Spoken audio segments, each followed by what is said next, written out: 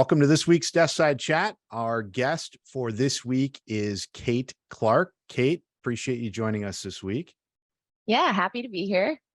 The topic of conversation for this week is building efficiency through workflows. Kate, if you could just start off by providing a little background on yourself and your practice, and then we'll jump into this week's topic. Sure. So I'm the founder and managing partner of Cypress Capital. I've been in the business since 2007. I worked for a few firms, and then in 2018 broke off from a larger firm to launch Cypress Capital.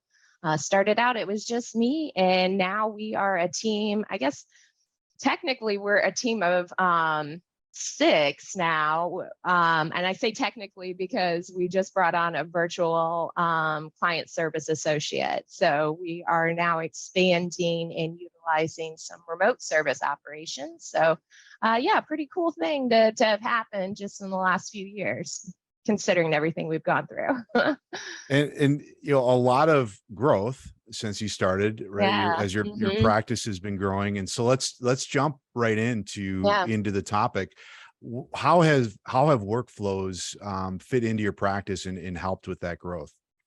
Yeah, absolutely. So I really made them a core part of the practice from the very beginning. What I found when I went through hiring, starting out, like I said, it was just me. And the first thing that I did, because I was uncertain of, how the firm was going to grow, what the revenue was going to look like, what my costs were going to be. I had everything budgeted out, but you just never know until you get through things, right? Once you're in the trenches. And so I started out with an intern, bringing somebody on kind of in that part-time role, and then went through a couple of those before I realized, what? Every time I bring on somebody new, I'm having to train them. And the one nice thing about when you do things yourself, it's getting done the way you want it done every single time. There's consistency in that.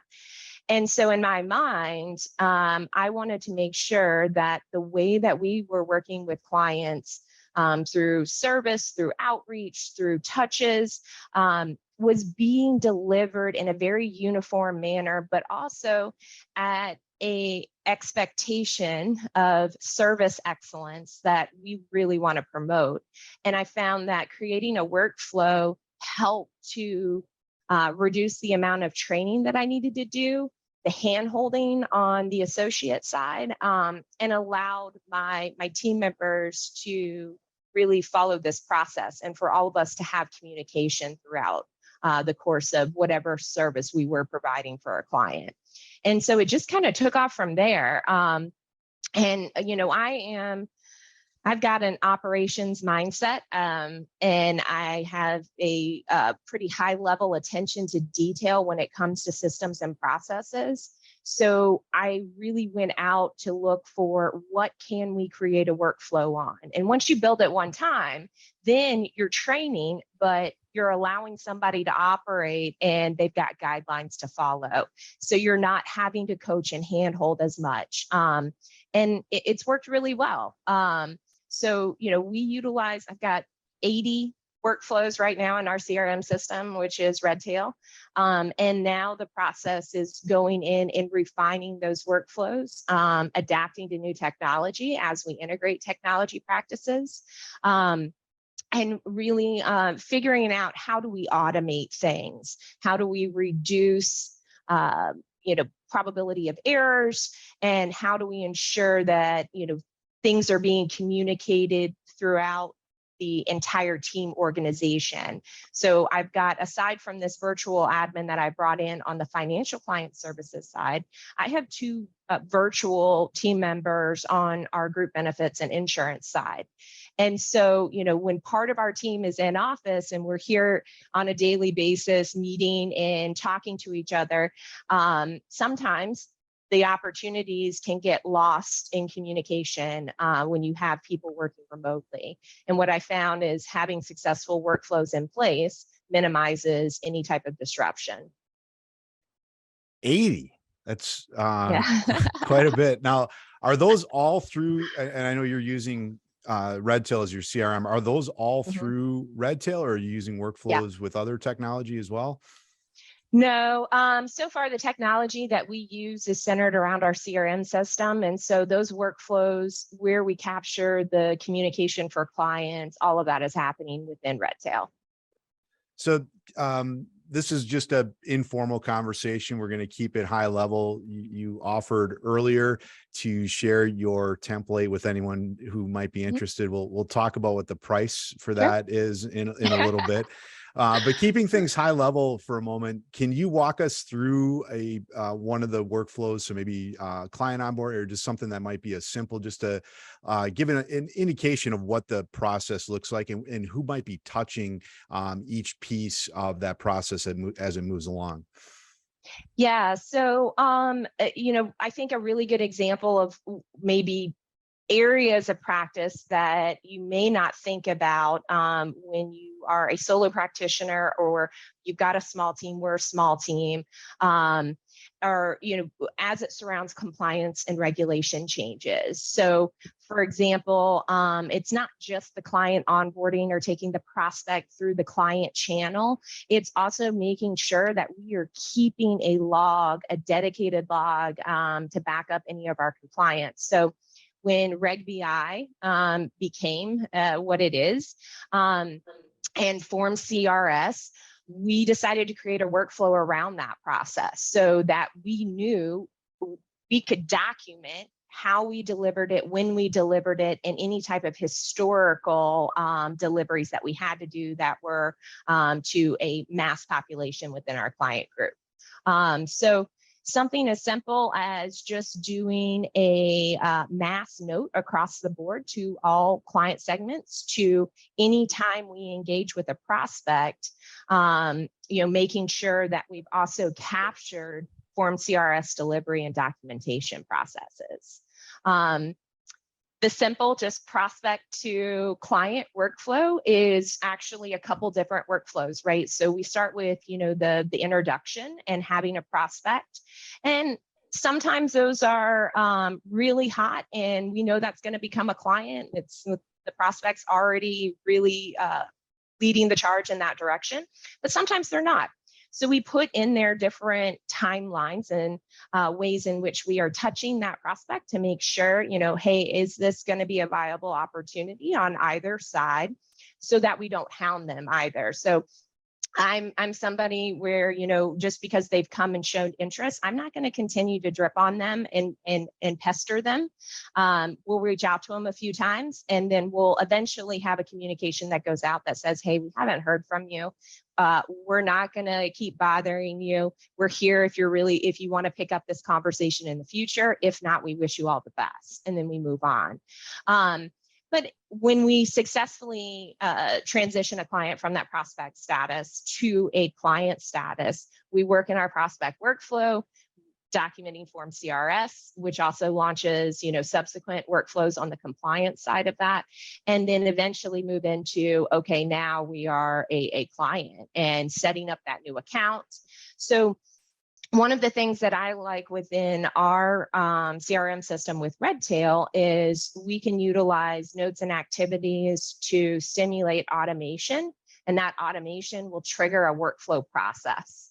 So again, we haven't gone, I would say we're not as proficient in capturing all of our workflows through an automation process, but that's kind of the next chapter of this, is how can we automate those workflows to make sure nothing falls through those cracks. Now, you mentioned you have this operations mindset, so you put these things into place. And again, I know there's been a lot of interest in you being the guest and advisors looking to tap into your expertise. Was there a template, or what did you use to get started in the very beginning? Was there something that you leveraged through Redtail itself, or another tool or resource, or what helped you kind of get this off the Oh ground, Kate? gosh. So that, I mean, I kind of dabbled in these a long time ago and then set them to the wayside, and they really weren't utilized. Um, Then other firms, I had people share with me processes and workflows that I was able to kind of take and mold and shape to our practice. So it's probably been about I'd say probably a 10-year journey at least on workflows to finally get to where we're at. And now, like I said, it's not just that automation piece. The other aspect of it is also how we engage with other technology. Technology is changing on a daily basis. And one of the things which actually your guest last week shared was that Remarkable tablet.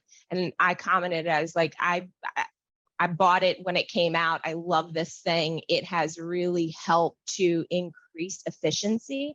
And so now, We should be again, kind getting of the way royalties on these things. Like I right? think that came up in a number of conversations, but Oh, yeah. it's a game changer. So now the way, like I've gone in and readapted our workflow process for client review meetings and built out this pretty expansive template to be able to utilize within Remarkable to really capture everything that I want to have a conversation on around a planning client. And from there, I'll use that same process to start and expand and create other templates. And does your staff have tablets, Remarkable tablets as well, or is this something that No, you're just not doing? yet. Okay. Yeah, not yet. I'll kind of wait and see how all of this, progresses, and then yeah, we'll explore that as a kind of the next phase. So what does the process look like when, you mentioned technology is constantly changing and things need to be updated. So what does the process look like when you need to start amending workflows and making changes? And how are you communicating that to the staff to make sure everybody is in sync as things evolve? Yeah. So I'm a hands-on person. I'm a visual learner, and I like to be in the throes of it and try and break things. And the only way to do that is to actually get it going in the first place. So we'll generally start with a draft, whether I create it or whether another team member creates it.